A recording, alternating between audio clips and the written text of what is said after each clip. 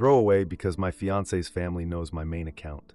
I, female 28, have been with my fiance Ryan, male 30, for 4 years and engaged for about a year now.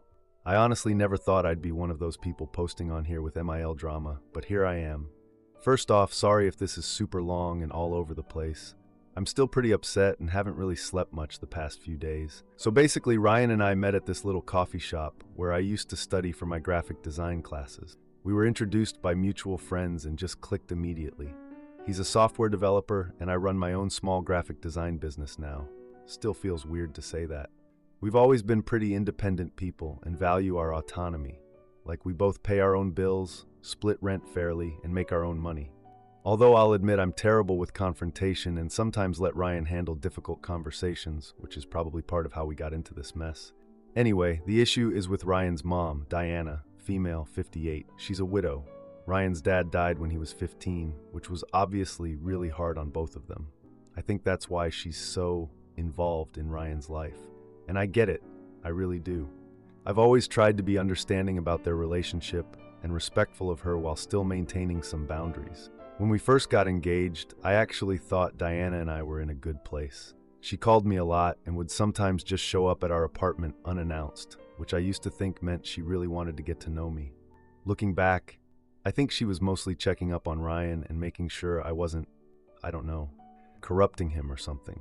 So when we announced our engagement last year, Diana immediately offered to pay for our venue as her gift to us. The place is gorgeous, but definitely expensive, like $22,000, and after talking it over, we accepted. I had some reservations about taking such a big gift, but I thought it was her way of showing support and being involved in a positive way. Wedding planning started about 8 months ago, and things were actually going okay at first. But then Diana started pushing more and more into every single decision. She questioned our color scheme, tried to add like 30 people to the guest list that neither of us have met, and even had the nerve to suggest I reconsider my maid of honor because my best friend doesn't present herself well in photos. I tried to compromise on some things. We added 10 of her friends to the guest list, while standing firm on others, kept my colors and my bridal party exactly as I wanted. I was really trying to keep the peace while not completely giving up control of my wedding, But the breaking point happened last week. Ryan's sister Jen, female 26, called me really upset. She told me Diana had bought a wedding dress, like an actual white gown. Jen sent me photos and I couldn't believe what I was seeing. It was a floor-length, beaded, white dress that honestly looked more bridal than some actual wedding dresses I tried on. At first, I tried to give her the benefit of the doubt. Like maybe she just didn't realize that wearing white to a wedding is basically the universal mill no-no. Maybe she really thought it was appropriate. I know, I was being naive. So I called her, wanting to handle this privately. I explained my concerns about her wearing white to the wedding. She didn't see the problem and claimed it wasn't pure white, but cream. It was definitely white. I offered to go shopping with her to find another dress in any other color, even offering to pay for it myself. She refused and said that since she paid for the venue, she should be able to wear what she wants. That's when it clicked that the venue wasn't a gift. It was a down payment on control. When I asked if she would reconsider her dress choice, she refused and hung up on me. I was fuming, but I didn't tell Ryan right away. I actually spent like 3 days just seething before I finally broke down and told him everything. Ryan was conflicted at first. He kept saying things like, "That's just how she is, and maybe we could work something out." But after seeing the actual photos of the dress and hearing the details of our conversation, he finally understood how serious this was. We talked for hours and decided we needed to return Diana's money. I withdrew $22,000 from my business savings, which was supposed to be for expanding my studio next year, but whatever, this was more important. We agreed this was about standing our ground and maintaining our independence.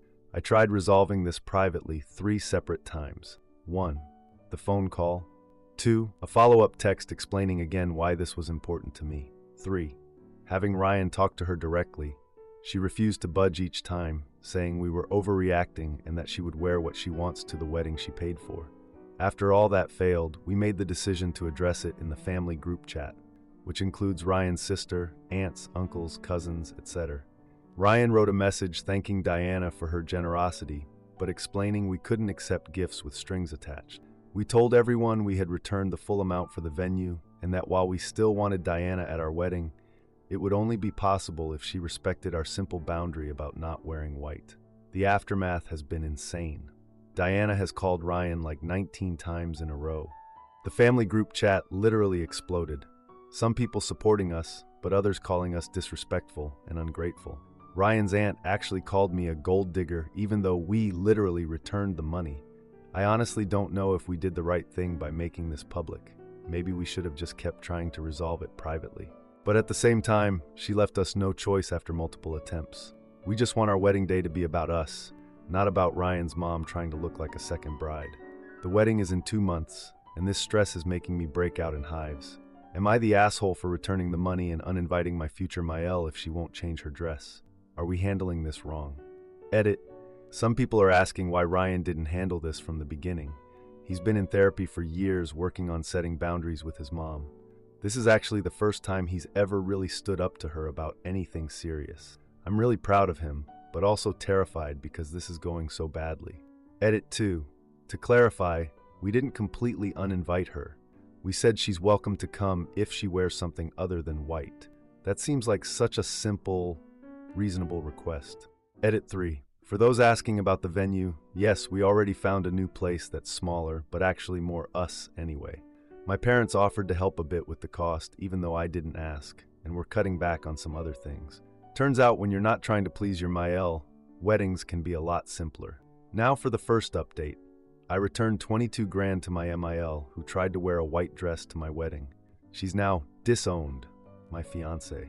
Wow, I'm kind of overwhelmed by all the support and advice on my last post. Thanks to everyone who responded. I honestly didn't expect so many people to care about my MIL drama, but it felt good to know I'm not completely crazy for standing my ground. The morning after I posted that, Ryan and I woke up to find exactly 19 missed calls on his phone and like 37 text messages from Diana and other family members. I'm not even exaggerating those numbers. His phone was blowing up with all the notifications. Diana had posted a long message in the family group chat at around 2 a.m., basically disowning Ryan. She wrote that after everything she'd done as a mother and all her sacrifices, this is how Ryan repaid her. She claimed he'd been manipulated and turned against his own mother, and that she didn't recognize who he'd become. She said until he apologized for disrespecting her, he wasn't her son anymore. She also wrote about how heartbroken she was and how she never thought Ryan would choose a stranger over family. Diana didn't just keep this in the family group chat. She tagged a bunch of extended family members who weren't even in the original chat. She broadcast our private dispute to Ryan's second cousins, his dad's side of the family, and even some family friends. Anyway, Ryan was devastated but also strangely calm. This is the first time he's ever really stood up to his mom's manipulation, and I've been waiting for this moment for years, though I never pushed him because I knew he had to get there on his own. I actually thought he was regretting standing up to her because he got really quiet after reading everything, but later he told me it wasn't regret. It was a mix of relief and grief, like he was finally free, but also sad about the relationship he wished he had with his mom. The whole blow-up led to some really deep conversations between us, and Ryan started telling me about all these examples of his mom's controlling behavior throughout our relationship that he'd never fully shared with me before. Ryan told me about how his mom threatened to stop paying his tuition entirely when he switched from business to computer science in college. He only told me now that those 3 vacations where his mom, coincidentally, showed up in the same city weren't coincidences at all. She had asked for our itinerary beforehand each time. All those comments she made about my modest upbringing were also deliberate. I've always been really understanding about Ryan's relationship with his mom, and honestly, I've been way too accommodating looking back. But I've definitely been frustrated for years about his inability to stand up to her. I just never said anything because I thought it would make me look like the bitchy girlfriend trying to come between a son and his mother. So now we're like 6 weeks from our wedding date with no venue since we returned Diana's money. It's been stressful, but honestly, some amazing things have happened too. My parents called and offered some money they'd been saving, not the full amount, but enough to help.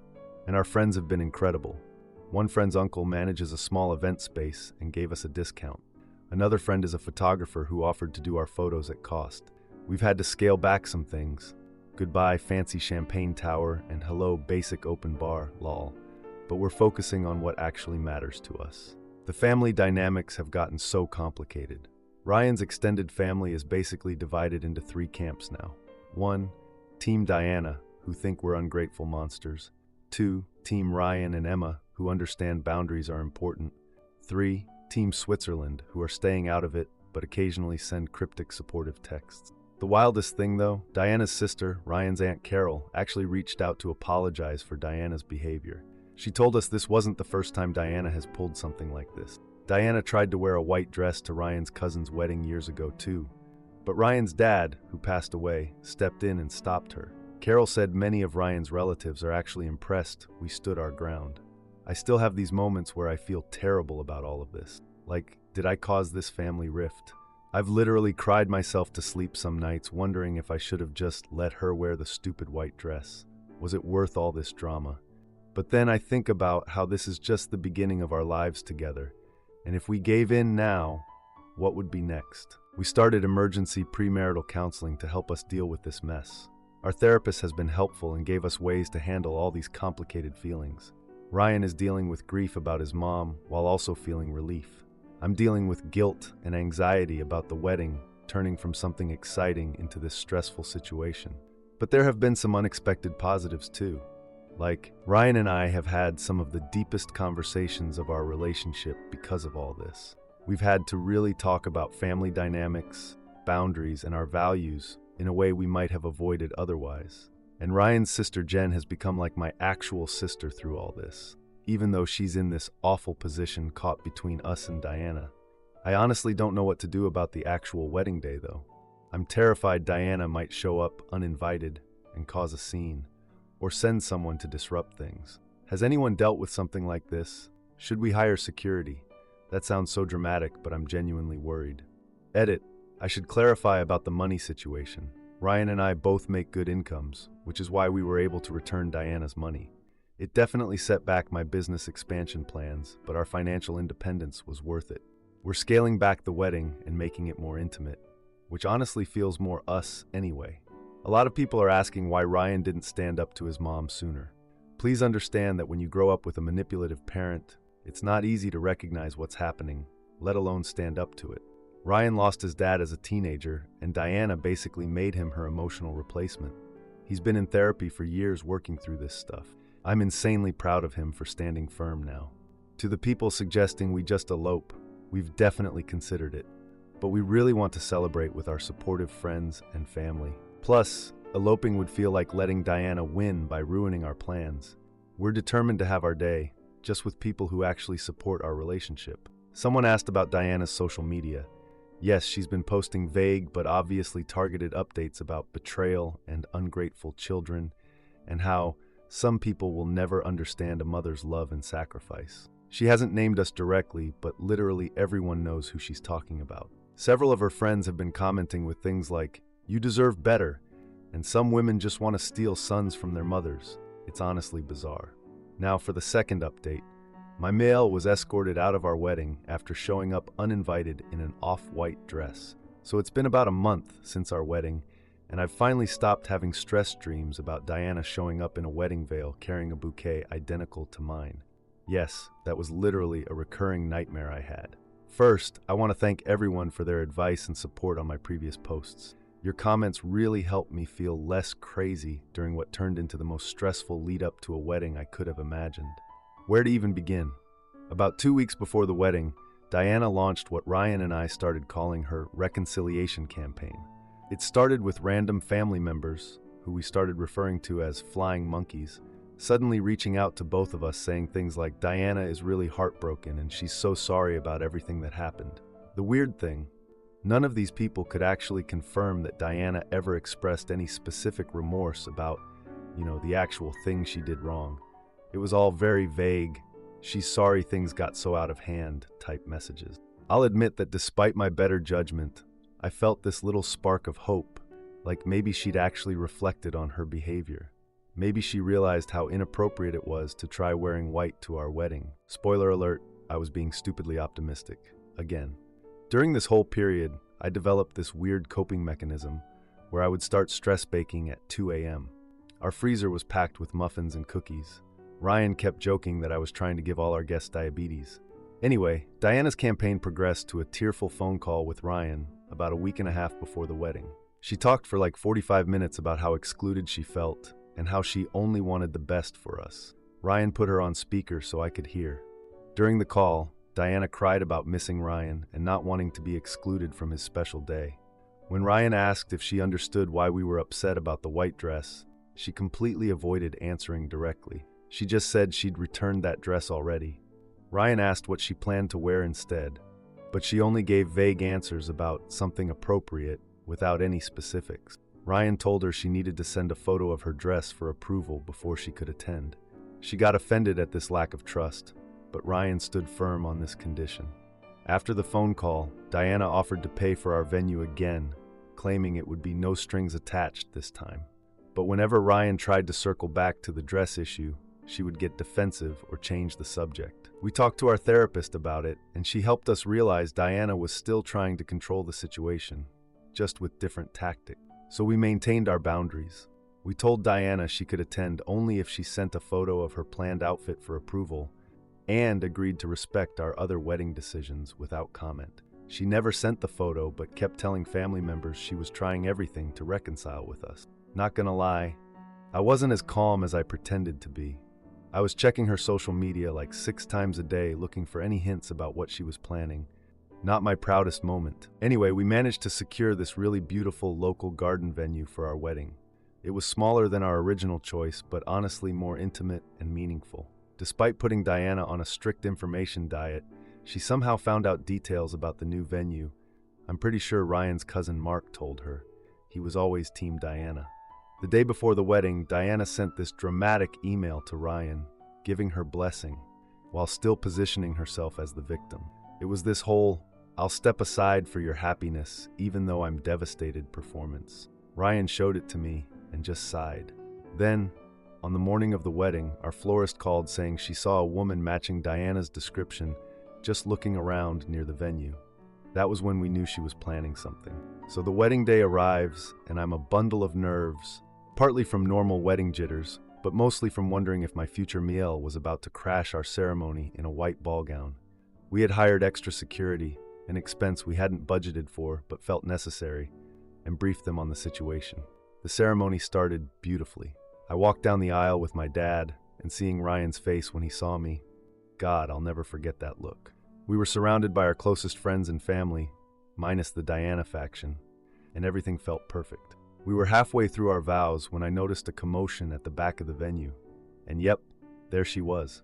Diana had arrived during the ceremony wearing this beige off-white designer dress. It was definitely trying to look bridal, just not technically pure white.